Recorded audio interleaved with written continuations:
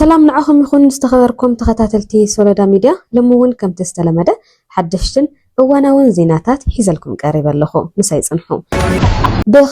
بخلته بليون بر زمناوي مقلين متصارين رسح فساس ماي نمهنات امنسارات تنبيرو بالعلى خلته بليون بر اب كتما مقله وردا 7 درتا طابيا ماي علم زمناوي مقلين متصارين رسح فساسي نمهنات بريزيدنت جيزياوي محدار تግራይ ليتنال جنرال تادسه ورده ሚኒስተር ማይን ኢነርጂ ፌደራል ዶክተር ኢንጂነር ሀብታሙ ኢተፋን ሚኒስተር ዲኤታ ዶክተር አምባሳደር አስፋው ዲንጋሞን እምነሰረት ኣንቢሮም እቲ ፕሮጀክት ካብ ባንክ ዓለም ብዝተረኸበ 2.2 ቢልዮን ብር ሓገዝ ብኣተሓባባርነት ሚኒስተር ማይን ኢነርጂን ዝህነጽ ምዃኑ ተገሊጹ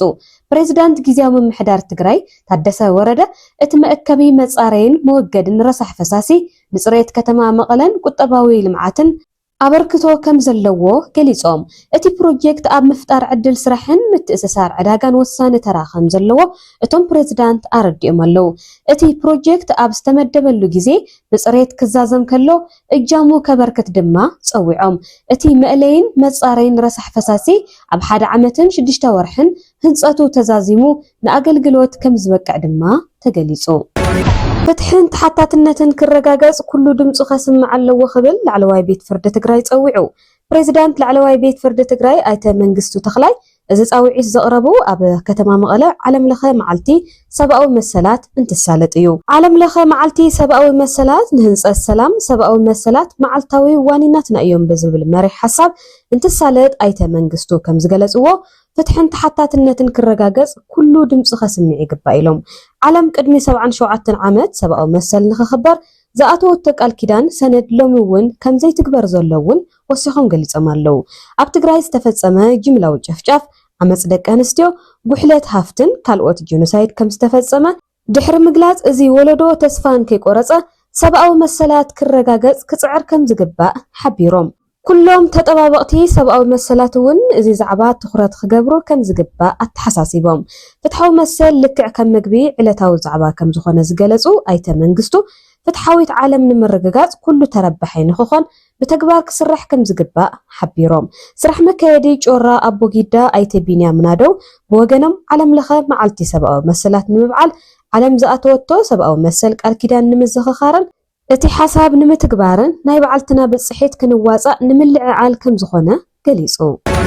ኣብ ዳግመ ሕውየት ትግራይ ብትኹረት ከም ዝሰርሑ ተወካሊ ፕሮግራም ምግቢ ዓለምን ዳይሬክተርን ኣብ ኢትዮጵያ ዝላታን ሚሊሲች ገሊጾም ተወካሊ ፕሮግራም ምግቢ ዓለምን ዳይሬክተርን ኣብ ኢትዮጵያ ዝላታን ሚሊሲች ምስ ፕሬዝዳንት ጊዜያዊ ምምሕዳር ትግራይ ሌተናል ጀነራል ታደሰ ወረደ ኣብ ምዕርፎ ነፈርቲ መቐለ ኣሉላ ኣባነጋ ዘትዮም ፕሮግራም ምግቢ ዓለም ኣብ ትግራይ ኣብ ጽቡቕ ይኹን ኣብ ሕማቕ ግዜ ዘይተፈለየ ሰፋሕቲ ስራሕቲ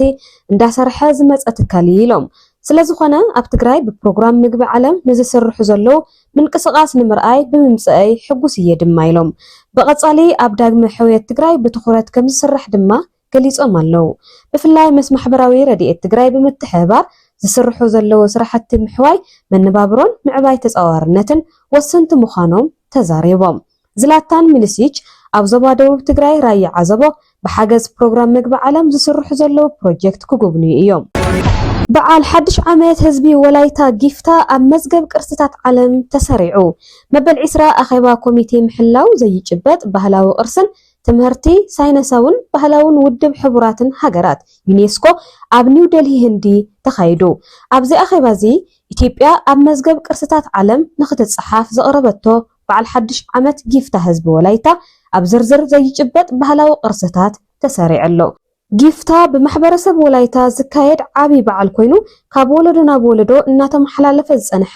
ምልክት መንነት ህዝቢ እዩ ጊፍታ ዕድመ ጾታ ሃይማኖት ወይ ካልእ ማሕበራዊ ደረጃ ብዘይገድስ ብኩሉ ዝኽበር በዓል ኮይኑ ብዩኔስኮ ዝተለለየ ዓውድታት ዘጠቓልል ኩለ መዳያዊ ንጥፈታት ዘተባብዕ ንሰላምን ማሕበራዊ ምትእስሳርን ኣበርክቶ ዝገብር ኮይኑ ከም ቅርሲ ዓለም ክምዝገብ ኣኽኢልዎ ኣሎ መበል 20 መዓልቲ ብሄራትን ብሄረሰባትን ህዝብታትን ኢትዮጵያ ኣብ ሃገርና ካብ ዝተኸበረሉ ዕለት ፌስቲቫል መሰጋገሪ ዘመን ብሄራት ወላይታ ጊፍታ ከም ቅርሲ ዓለም ብምዝጋቡ ነታ ኣጋጣሚ ታሪኻዊ ይገብሮ ኣብዚ ዋዕላ ሚኒስተር ቱሪዝም ሰላማዊት ካሳ ንማሕበረሰብ ዓለም መደረ ኣስሚዓላ مرحي ملشا سودان ኣብ ዳርፉር ፈፂምዎ ብዝተባሃለ ገበን 20 ዓመት ማእሰርቲ ከቅፅዑ ተወሲኑ